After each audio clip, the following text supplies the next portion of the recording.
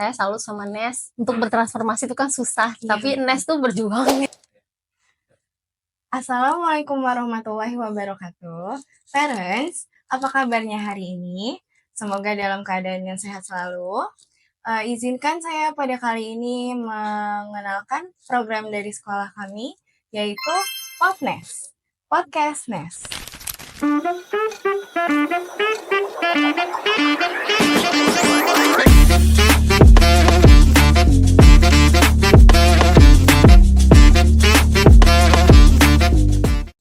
Kali ini di episode kedua, kami memiliki narasumber yaitu Ibu Lisa.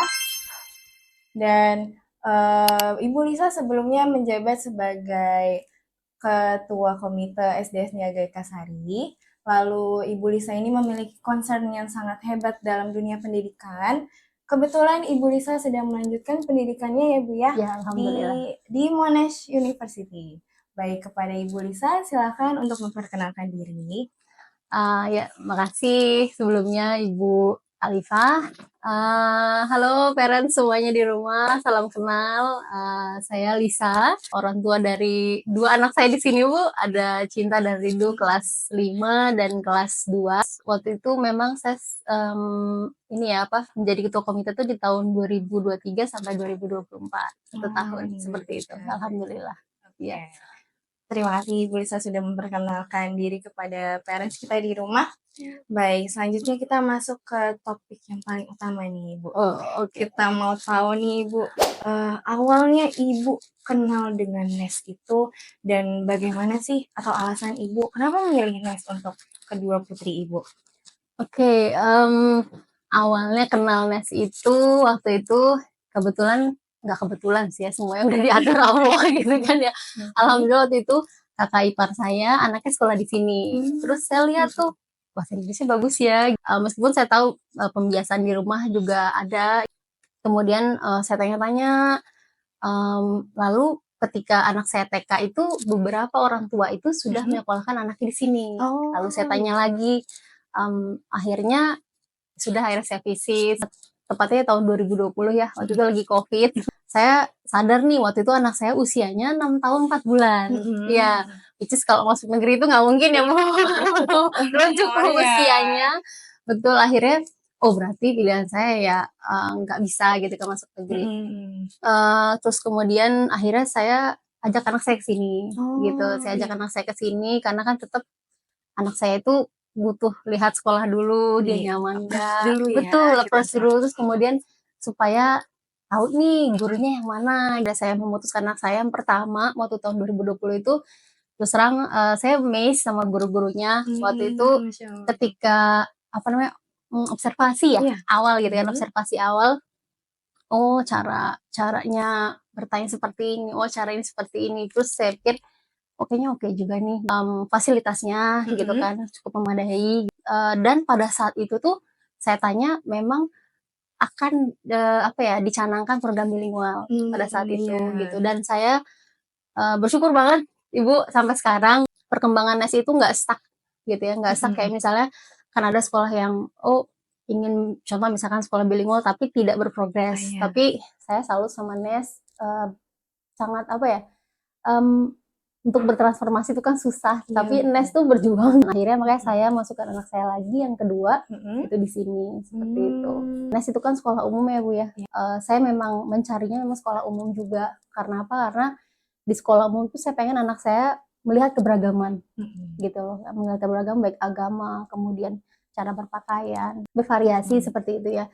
Dan saya miss juga karena ketika saya tahu di sini, meskipun di sini sekolah umum, tetap loh keagamaannya itu diutamakan juga. Gitu. Artinya saya sebagai orang Muslim juga tenang gitu ya, ketika ada pembiasaan sholat duha, terus kemudian juga ada sholat zuhur, kemudian juga daily, betul, kebiasaan untuk membaca Al-Quran. Iya betul. Iya itu cukup ditekankan juga. Artinya saya pikir untuk pendidikan dasar cukup untuk anak saya dan ini udah cukup bagus seperti itu. Alhamdulillah. Jadi itulah kenapa alasan Ibu Lisa akhirnya memilih Nes sebagai sekolah untuk kedua putri Ibu ya. Yang pasti dan utama juga jarak ya. Oh, Itu ada pasti jarak. ibu-ibu di rumah pasti setuju Betul, gitu ya. pengennya yang Nggak terlalu iya nggak jauh terlalu jauh gitu. dengan rumah. Jadi untuk mobile apapun itu kebutuhan Betul. sekolah, kebutuhan rumah, jadi easy ya ibu ya. Betul. Jadi kalau misalkan anak-anak ada ikut eskul, itu Betul, mudah iya, gitu. Jadi anak-anak bisa ikut apapun yang mereka inginkan, tapi iya. tanpa harus Concern dengan jarak. iya gitu. Jadi nggak menguras terlalu banyak energi Iya, gitu kan, capek. Apalagi ini heeh. masih anak-anak kan. Iya seperti Betul, itu. kalau energi mereka habis di perjalanan, eee, ada akibat yang lain ya, Bu, ya, itu bisa Betul, menurunkan energi mereka di betul, tiap kegiatannya. betul, Oke, betul. baik, itu nah, itu tadi, sedikit dari sharing Ibu Lisa tentang bagaimana sih NES dan apa alasan Ibu Lisa memilih NES sebagai sekolah untuk kedua putrinya. Lalu ada lagi Ibu yang pengen kita tahu, kita curious banget Ibu terhadap pendapat Ibu, NES ini perkembangannya seperti apa? Ya, jadi tadi yang udah saya sebutkan di awal, terutama memang saya pribadi, apa ya, termasuk yang concern terhadap, bahasa Inggris gitu Iya, ya, Ibu. Bu. Jadi apalagi kan zaman now Iya, ini udah nggak bisa cepat dilepas sekali bahasa dari itu Inggrisnya, ya, hangat Bu. sekali dan kita Heeh, ya. dan tadi saya bilang, saya nggak kecewa gitu naruh anak saya di sini karena Mhm, memang Nes itu terus berjuang gitu kan, mhm. karena nggak mudah. Pertama kali itu tuh Nes mengadakan namanya English Talent Show, kalau nggak salah tuh 2023, di situ tuh anak-anak benar-benar di-encourage untuk berani untuk perform pakai bahasa Inggris Oh, gitu kan. iya. Terus saya lihat itu bagus banget gitu Mhm. loh. Itu, terus, kemudian juga akhirnya di tahun berikutnya oh sorry, kalau nggak salah di tahun yang sama, sekolah juga kan mengikuti namanya Bridge ya, itu Mhm, menurut saya sebuah, apa ya, usaha, yang cukup besar dari mhm. sekolah gimana caranya nih bertransformasi menjadi sekolah bilingual. Itu Bilingual, sebuah effort sih menurut saya yang mhm, cukup besar. Dan waktu itu hasilnya, sangat baik ya menurut mhm. saya seperti itu. Dan, dari tahun ke tahun pun tetap terus berjalan tuh, ibaratnya nggak stuck di situ aja Iya, gitu kan, Ibu. lanjut lagi ada namanya novel itu ya, November English Festival, setiap, bulannya kalau nggak salah ada English Ambassador Mhm, juga mhm. gitu kan. Betul. Terus juga sampai sekarang itu masih terus dan NES itu benar-benar bukan hanya dari segi bahasa, NES itu berupaya untuk mengangkat, anak-anak di sini untuk apa ya, explore, nggak cuma akademik ya, Betul. tapi dari segi kemampuan mereka, Soft skill-nya soft ya. Mhm. skill-nya, terus kemudian juga, apa sih, kayak misalnya lomba-lomba di luar, kayak gitu Betul. itu encourage anak-anak, Iya, apalagi anak-anak umur segini tuh bener-bener yang kayak, duh, itu memotivasi mereka iya. banget gitu. Jadi memang, apalagi yang terakhir juga kan, itu bahkan Perjusa digabungin sama Betul, English English Camp ya, Bu, Camp. ya, Iya, gitu kan, kita English Camp. aktif untuk berbahasa Inggris, jadi anak-anak, di-encourage untuk komunikasi bahasa Inggris. Iya iya gitu. Jadi itu saya cukup appreciate sekali dengan, Mhm, apa namanya, mmm, apa yang sudah sekolah lakukan, apalagi juga pada saat saya jadi ketua komite, mhm. saya karena intens berdiskusi dengan Iya, Bu Mona selaku mhm. kepala sekolah, saya salut maksudnya guru-guru di sini tuh, pasti pelatihannya banyak ya, Bu, Betul. luar biasa. Artinya mungkin ketika, pelatihan ini memang mungkin banyak orang tua yang belum tahu gitu kan, Iya, karena kan waktu itu kita juga sempat ngadain survei ya, Bu, ya, betul. tanggapan dari orang tua tuh Mhm, seperti apa sih terhadap, sekolah, mhm. guru-guru. Alhamdulillah saya lihat hasilnya sangat baik ya, sangat baik. Oh, alhamdulillah. Tapi mungkin beberapa orang tua tuh belum tahu bahwa sebenarnya sekolah tuh udah se-effort itu gitu Iya, kan. Cuma memang karena masih proses, saya yakin hasilnya tuh pasti akan berdampak ke anak-anak mhm. nantinya gitu loh, Iya, gitu. Heeh. jadi, impression dari Ibu Lisa untuk semua perkembangan di NES ini sangat, transformatif, ya Ibu Mhm, ya. mhm, Dan juga sebetulnya betul untuk, nggak hanya untuk anak-anak, tapi mhm. ibu guru dan bapak guru juga punya effort lebih untuk selalu berlatih dan selalu bertransformasi, punya development juga untuk nggak cuma diri sendiri, kita Mhm, juga karena sebagai seorang guru kita sebuah pattern untuk anak-anak. Jadi ya kita mencontohkan sebagaimana semestinya sebuah sekolah bilingual. iya. Iya, baik. Dan coba Ibu silakan sharing ke kami bagaimana NES memberikan peran terhadap kedua putri Ibu. Iya, peran NES bagi perkembangan anak saya, Yang pertama kalau dibilang NES itu kan itu satu lingkup sekolah yang utuh ya Bu ya. Ada guru, ada teman-teman, ada staf sekolah gitu kan. Itu benar-benar penting banget untuk perkembangan mereka gitu. Yang pertama dari segi guru. Saya bersyukur nih dalam kesempatan ini, terima kasih banyak para ibu-ibu alas. Karena memang terus terang anak saya itu lumayan kritis sebenarnya ya, terutama yang nomor 1 gitu kan. Dari zaman TK, jadi ketika ada suatu hal itu, saya membiasakan mereka untuk speak up gitu. Apapun yang ada di pikiran mereka, nggak apa-apa, nggak usah takut gitu kan. Dan guru-guru di sini open ketika misalkan ada suatu masalah, saya berusaha menyampaikan, kemudian kita berusaha cari solusinya gimana, seperti itu. Karena kan yang tahu betul perkembangan anak saya di sekolah itu kan pasti guru, gitu kan. Apalagi kalau lagi parents teachers conference gitu ya, terus saya tanya perkembangannya seperti apa, yang pasti sangat kooperatif, sangat terbuka gitu kan. Itu sih menurut saya yang penting. Karena kalau misalnya gurunya misalkan sulit banget diajak kerjasama, komunikasi gimana gitu kan anak saya bisa berkembang dengan baik gitu. Itu saya bersyukur banget gitu. Jadi komunikasinya sangat baik antar guru dengan orang tua seperti itu.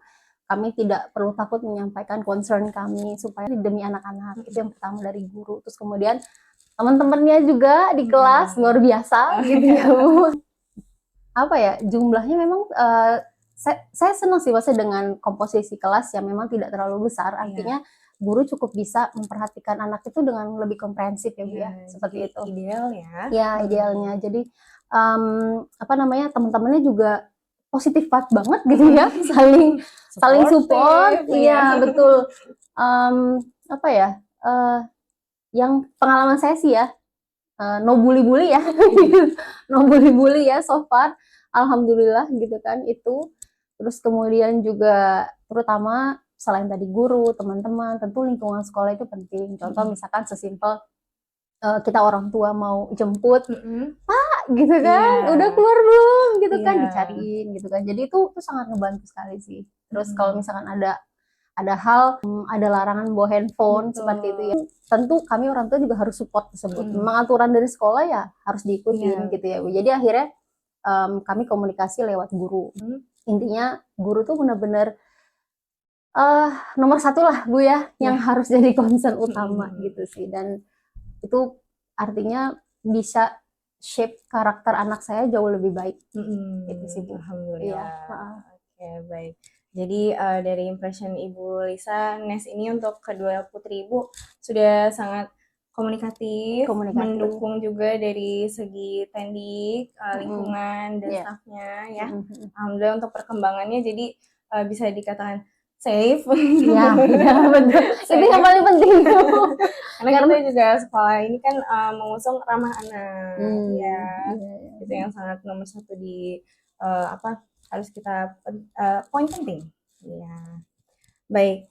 Selanjutnya kita membicarakan tentang parenting, Ibu Lisa. Iya, masuk ke segmen parenting kali ini yang ingin kami tanyakan yaitu apa sih yang menjadi prioritas utama dari Ibu Lisa dalam mendidik kedua putri Ibu?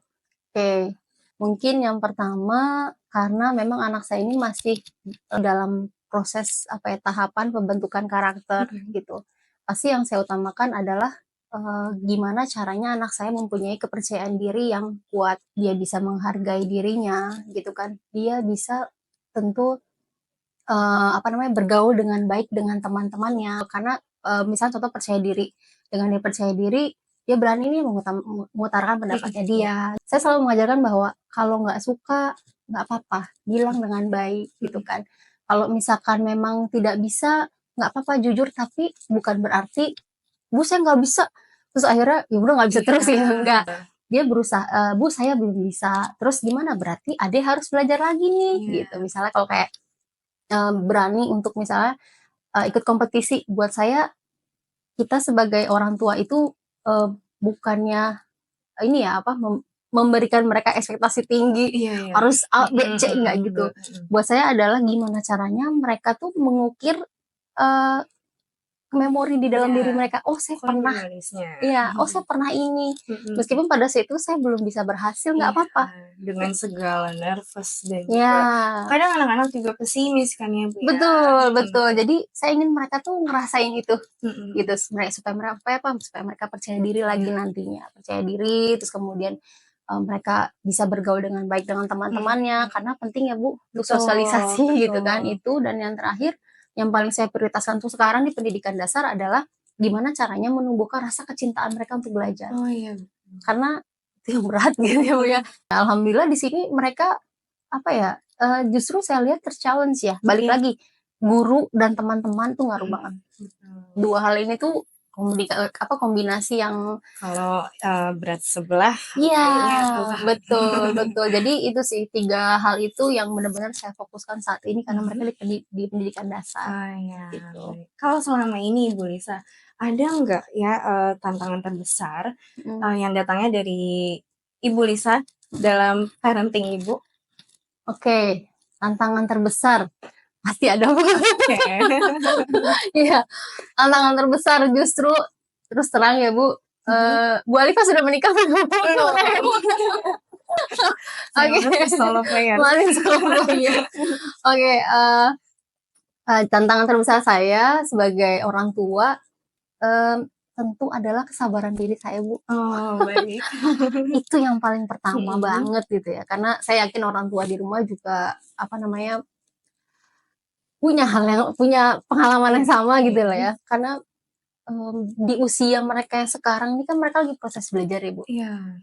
Proses belajar, proses memahami, dan kadang kita tuh kalau kita kan, masih gini juga bisa sih Nak, gitu kan. Oh, iya. Kadang kayak gemes, cuma kayak istighfar, astagfirullah, enggak, oke, bisa, gitu kan. Iya. Mereka proses belajar, kita nggak bisa kayak berharap mereka Lurus. gitu. iya lurus terus habis itu pokoknya mereka harus cepet gitu loh, apa cepet gitu kan. Karena menjadi seorang ibu itu, terutama orang tua baik ayah, ibu, kita tuh harus belajar. Itu sih kalau kadang apalagi zaman sekarang kan juga gini ya Bu, anak-anak Gen Alpha ya namanya ya. Itu karena saya pikir ini apa sih dia sigma, Oh, terus istilah-istilah kemudian yang asing terus ya untuk kita semua. iya, terus kayak apa sih Nak gitu kan. Ini apa lagi? Ini apa?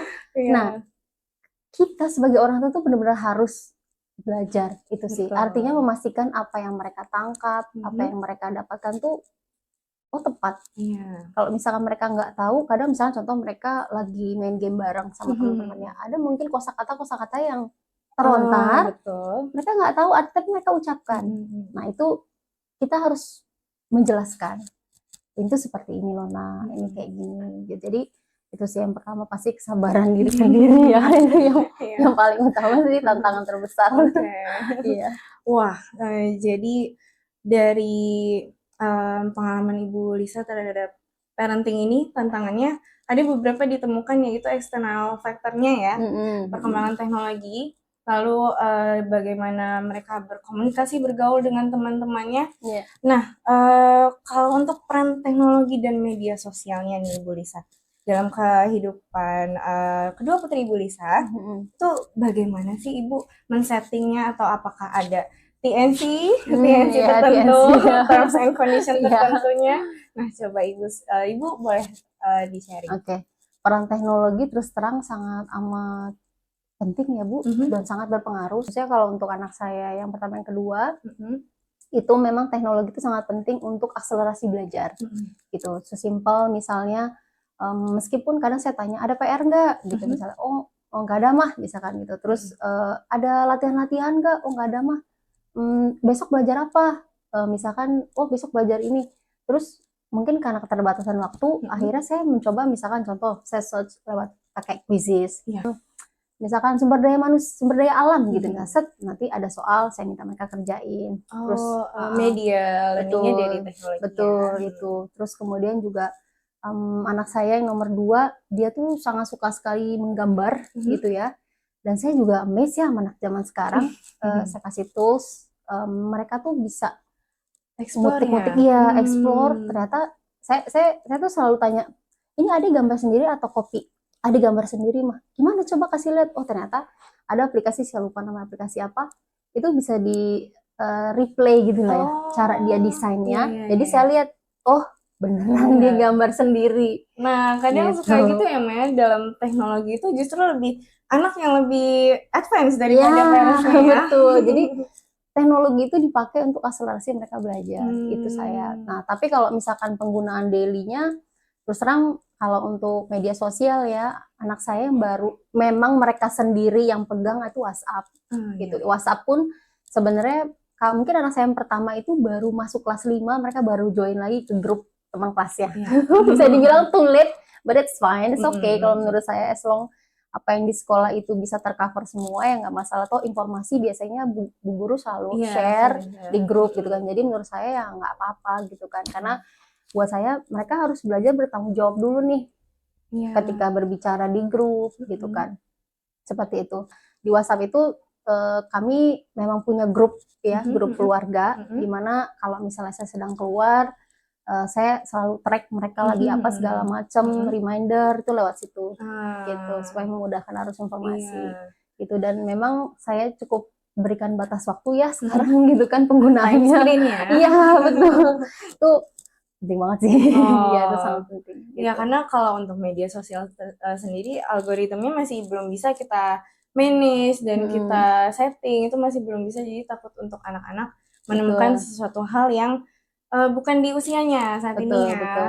Meskipun Mhm. kita udah coba pakai apa namanya? Oh, settingan Iya, parenting ya? iya Mhm, betul, ada. family itu kan Mhm. saya udah setting-setting segala macam, tapi tetaplah kalau untuk Media sosial, Instagram, ya. TikTok tuh mungkin nah enggak, belum Udah dulu iya, belum sih. Tapi lebih ke akselerasi mereka penggunaan ke media itu tadi sih. untuk belajar ya Heeh, dan gitu. potensi mereka Apalagi juga. sekarang kan ada Gemini.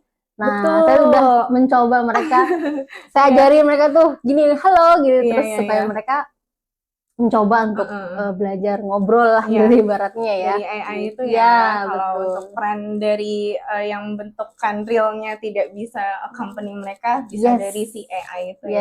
yes, ya, Nah, wah, ya, berarti untuk teknologi tetap untuk setiap parents itu memiliki aturan yang betul, berbeda-beda ya, Mama betul, ya. betul.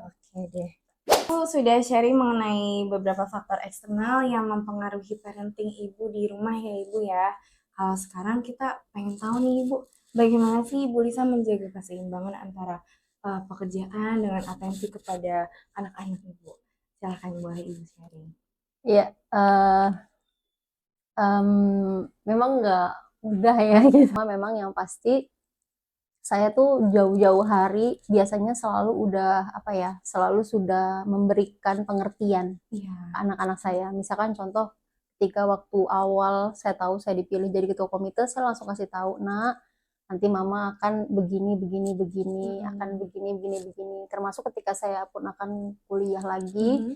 "Nak, mama nanti setiap ini akan begini, akan Mhm. kuliah jam berapa mah?" gitu kan, Mhm. jamnya jam sekian, mama pulang jam sekian, Mhm. nanti kamu begini, begini, begini, begini. Jadi memang di rumah itu saya biasakan untuk kita tuh setiap orang tuh perlu tahu aktivitas masing-masing. Contoh Mhm. misalkan Dedi nanti kerja ya nak, terus nanti mama gini gini gini gini gini, terus nanti kakak begini ya, adik begini ya, kamu nanti Hmm. ini ya, ini ya, ini ya. Jadi memang apa ya? Kami dari sekarang tuh sudah membiasakan ada namanya manajemen waktu gitu Mhm. buat mereka, buat saya Mhm. juga gitu kan. Dan saya juga bilang bahwa oh nanti setiap pokoknya kalau misalkan jemput mama nanti kita bisa pergi kemana Mhm. seperti itu. Terus juga oke nanti setiap 1 bulan sekali kita boleh pergi ke rumah misalkan dia sayang banget sama neneknya gitu kan Iya. ke rumah nenek. Oh nanti jadi kita udah bikin kayak udah semacam plan ahead lah ya Mhm. gitu ya ke anak-anak. Dan yang paling penting itu komunikasi sih Oh iya gitu, Ibu. komunikasi dengan mereka memberikan pengertian supaya mereka paham apa yang dikerjakan mamanya Ah iya, gitu kan. betul. Karena terus terang buat saya juga itulah sulitnya jadi orang tua ya Bu. Jadi kayak kita tuh gimana caranya bisa memberikan contoh secara langsung maupun tidak langsung Iya. gitu ya Bu. Kita memberikan contoh secara langsung pun dia Mhm. belum tentu paham nih gitu kan Bu. Betul. Apalagi secara tidak langsung, mau nggak Mhm. mau kalau mereka lagi tenang, saya berikan pengertian-pengertian tersebut gitu sih. Jadi Ah, komunikasi yang harus dijaga banget gitu sih, iya, Bu. dari komunikasi itu Hmm, pasti terbentuk juga connection hmm, bond mereka dengan ibu ya. betul. Nah, kalau untuk tentang bond atau connection itu pasti kedua putri ibu mengalami yang namanya kekecewaan atau sedih akan sesuatu kan ya. Dari Hmm, bagaimana cara mereka bergaul, pasti ya, ada cerita nih yang, iya, iya. Ma, aku kecewa, gini-gini. Hmm, Nah, apalagi untuk cinta yang saat ini lagi mengalami masa transisi dari anak-anak ke iya, usia remaja ya, Bu remaja ya. betul. Nah, kalau sesuatu experience yang seperti itu, apa yang Ibu lakukan? Oke. Betul sekali ya Bu. Ini apalagi ini anak pertama ya Bu ya. Ini anak pertama saya. Sekarang tuh anak saya itu yang pertama benar-benar masa transisi. Mhm, Ketika mungkin dulu kelas 1, 2, 3, mhm. 4 udah mulai-mulai nih kelas 4 masih gampang banget gitu diminta tolong kakak nanti Mhm, gini gini gini gini kakak mhm, gini gini mhm. gini kakak nanti abis ini abis ini jadi dibuatin semua Ah, schedule. iya, iya. Sekarang tuh yang udah mulai berontak-berontak Ada sedikit gitu sedikitnya ya, terus kelihatannya. gitu karena memang sebenarnya kan apalagi perempuan hormonnya itu di usia 9-10 tahun itu sudah mulai naik nih Bu Mhm, gitu kan. Apalagi juga saya sama papanya juga gitu kan kadang kita beda pendapat nih iya. terhadap cinta misalkan Mhm. kalau dikasih masukan sama papanya dia belum tentu bisa nerima Ah, gitu iya. misalnya dia mungkin semacam kelelahan gitu kan Oh, pengen dia pengen dapat sesuatu yang me time-nya dia lah apa seperti itu. Nah kadang saya biasanya kalau anak saya terutama yang pertama seperti itu yang pasti saya akan dengerin dia dulu mhm. gitu karena um, menurut saya gini loh jangankan anak ya Mhm. kita juga sebenarnya kan senangnya bercerita ya Bu Betul, gitu dan kan butuh didengarkan butuh juga. didengar karena dengan dia bercerita setidaknya itu bisa meringankan apa yang ada di pikirannya Iya, dia. betul. Itu yang pertama. Yang kedua, dengan bercerita juga kita jadi tahu isi kepala dia apa gitu. Betul. Mhm. Terkadang dia menangkap hal tersebut tuh menjadi satu hal yang sebenarnya nggak gitu Heeh, gitu heeh, kan. heeh. Jadi kita perlu luruskan gitu. Jadi saya mendengarkan dulu, setelah saya dengerin dia cerita Mhm, banyak apa segala macam, mhm. akhirnya saya kasih masukan. Mmm, Kak, kalau gentle ya. misalnya iya, Kak, kalau ini kayak gini tuh kan nanti kayak gini. Coba Kakak lihat si A. Kakak tahu nggak Mmm, si A itu kayak gimana? Si A itu gini gini gini. Loh, kalau misalkan nanti kayak gini, Kakak pernah lihat nggak ini? Gitu. Jadi mmm, saya kasih contoh ke orang lain. iya, iya. Dan Menempatkan mereka juga kalau betul, ada di posisi seorang itu ya. betul. Saya kasih contoh seperti itu. Terus akhirnya dia diem. Biasanya Mmm, kalau dia dia udah sadar dia salah tuh dia diem. Setelah saya memberikan masukan dan dia mulai paham, itu biasanya emosinya tuh karena emang lagi tahap ibaratnya tuh lagi di peak-nya gitu kan Bu ya, lagi di mhm, mhm. puncak-puncaknya.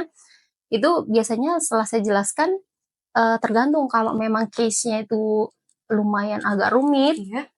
saya kasih waktu dia, gitu. Mmm, Saya kasih, untuk ya udah, memproses ya? iya, ya Mmm, udah nggak apa-apa, gitu. Ya udah nggak apa-apa. Sekarang kakak mau istirahat dulu boleh, saya gitu ya. mhm, Paling dia nanti nangis, gitu kan Bu. Tapi mhm. udah gitu, nanti biasanya dia nyamperin saya, Oh, iya, iya, gitu. iya. Karena setelah itu biasanya nggak, yang pasti saya lakukan adalah Mhm, saya tuh selalu peluk anak saya, gitu. mhm, Karena dengan kita kasih pelukan ke dia mhm, tuh, dia akan merasa lebih tenang, heeh, lebih aman, aman, mhm, apalagi anak saya yang nomor 2 itu mhm. kayaknya berangkat sekolah tuh berkali-kali, "Mah, peluk lagi," terus mau tidur, "Mah, belum selesai peluk." Jadi setiap kali mau Iya, tidur tuh pasti seperti itu gitu. Jadi mhm, ngebangun, bonding dan rasa percaya mereka mhm, ke saya gitu kan, mhm. itu sih yang ya itu sih Bu, gitu. Wah, Benar-benar harus dengerin. iya, nomor Iya, satu komunikasi dan iya, membiarkan mereka untuk mengutarakan apa isi pikiran mereka dan kita iya, mendengarkan dulu ya. betul. Oke, Mhm, lalu, bagaimana Ibu terhadap, bilingual ini? Kan kita di NES ini ada program bilingual iya. dan saya lihat perkembangan Cinta dan juga anak kedua Ibu ini di sekolah sangat luar biasa di dalam bahasa Inggrisnya, dalam komunikasi juga mereka sudah advance. Lalu, menurut Ibu, beberapa tahun ke belakang ini, Mhm, NES sudah menjadi sekolah bilingual kan ya. mhm, mhm. Lalu untuk terhadap kedua putri Ibu, bagaimana perkembangannya? Oke, kalau pengaruh dari ini ya, berarti program bilingual ini ya terhadap anak saya, perkembangan kebahasaannya gitu ya. Sekolah ini berusaha untuk menciptakan environment yang bisa nge-shape anak ini tuh untuk mau berpartisipasi gitu loh kan, ikutan gitu. Ketika misalkan dia bilang, "Mah, nanti di sekolah ada kayak gini gini gini," misalkan tentang misalnya contoh waktu itu dulu tuh ada program apa sih, spelling bee ya, Spelling bee. di sekolah antar anak-anak.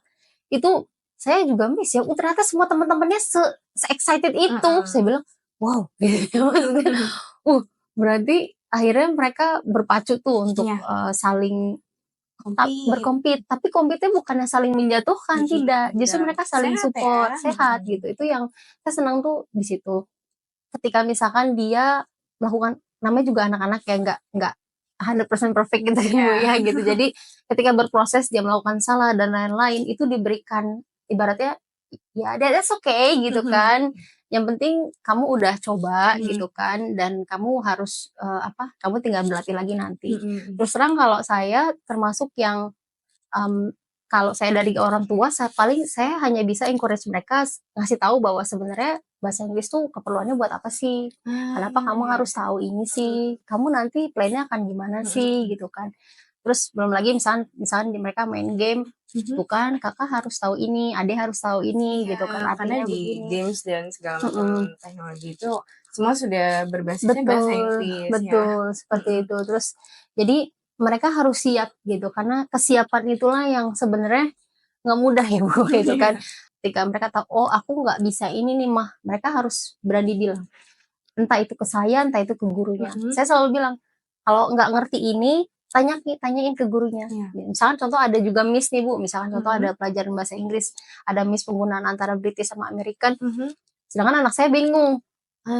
Gitu kan, mah jadi ini kakak disalahin, oh ini kayak gini, terus saya chat sama gurunya dan itu balik lagi Bu, karena kooperatif ya, itu yang saya senang di sini karena kooperatif dan sama-sama saling memahami, akhirnya dapat winning solution nih, gitu kan. Oh jadi penggunaannya seperti apa, jadi biar nggak membuat anak tuh bingung, karena kan anak nih sifatnya kayak gelas ini ya Bu ya, kita tumpahin airnya mau warna apa ya kita yang tumpahin sendiri gitu kan. Terus apakah kita numpahinnya juga tepat, tepat atau misalnya agak minggir ya tumpah-tumpah gitu misalnya. Itu sangat pengaruh banget semangat mereka untuk bisa terus memperlancar kebahasaannya gitu.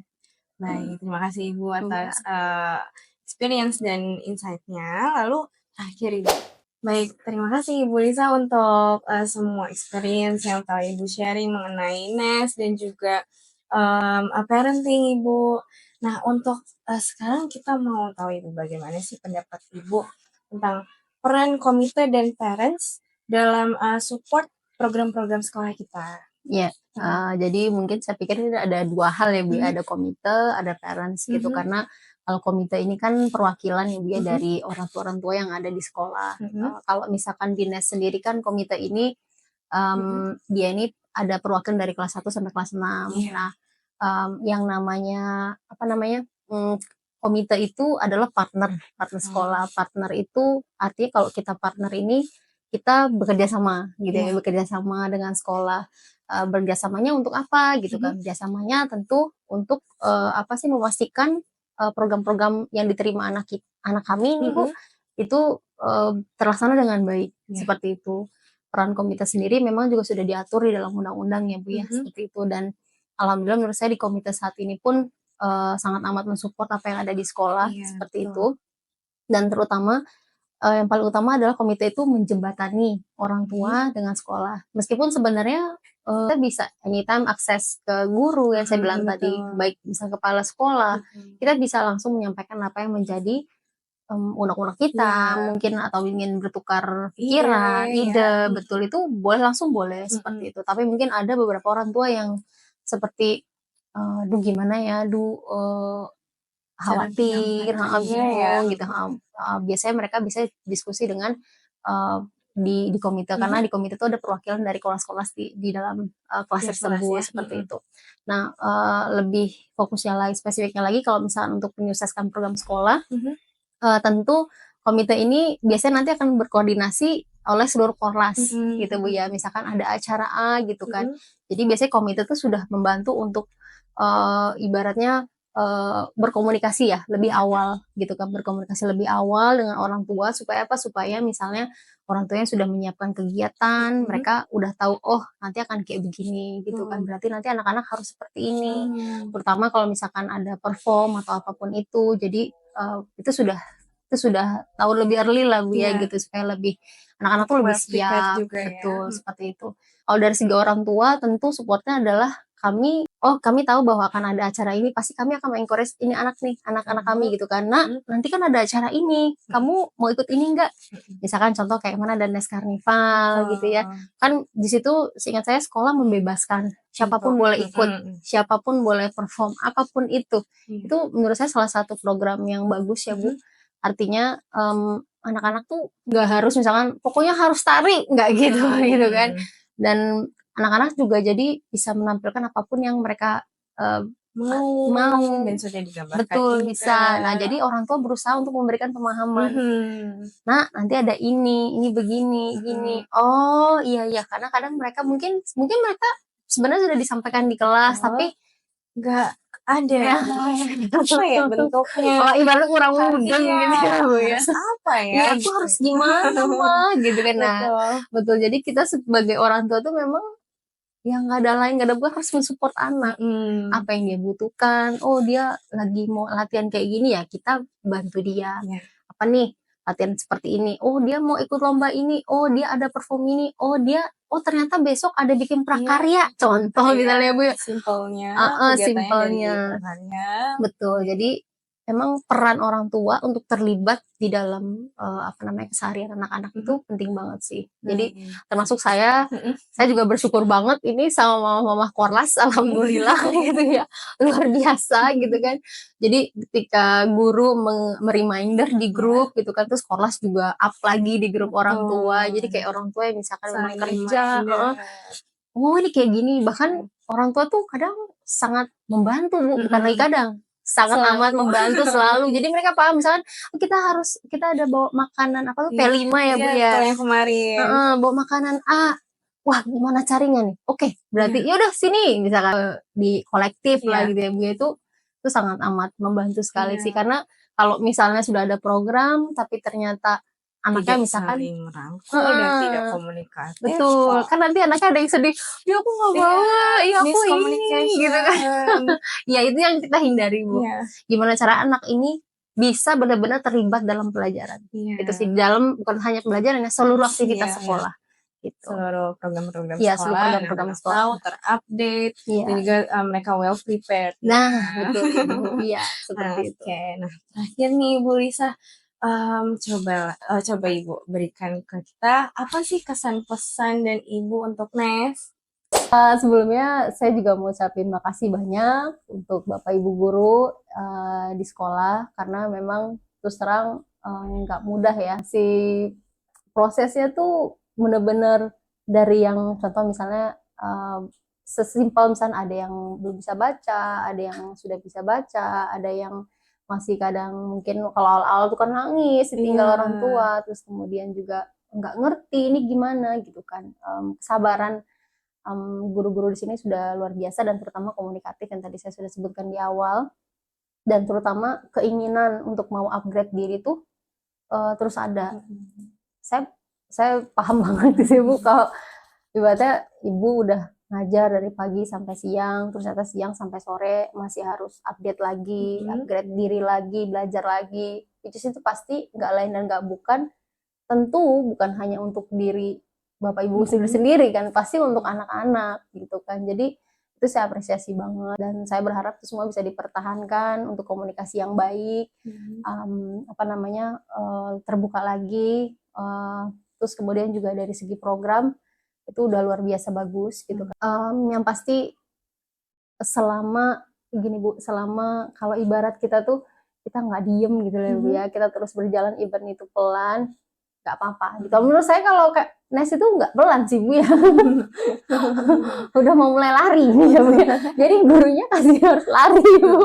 Semangat Bapak Ibu guru gitu. Semoga dengan apa yang sudah Nes itu lakukan sedemikian rupa sampai saat ini gitu ya Bu, sampai saat ini semoga bisa apa ya tersampaikan dengan baik ke banyak orang tua gitu. Banyak orang tua di luar sana yang mau anaknya cari sekolah nih di mana gitu kan. Buat saya ini sekolah ini sudah cukup bagus gitu kan, sudah cukup bagus dan terus berbenah yang pasti seperti itu. Semakin banyak lagi nanti orang tua yang menitipkan anaknya di sini, dididik di sini, dan saya rasa pokoknya nggak bakalan nyesel deh. Nyesel ya? Ya, gitu. Oke, baik. Terima kasih Ibu Lisa atas apresiasinya dan sharing-sharingnya mengenai NES, parenting, dan juga program-program lainnya. Oke, kita akan kembali lagi di Podnes episode lainnya. Terima kasih atas atensi dari parents semua. Kami undur diri. Wassalamualaikum warahmatullahi wabarakatuh.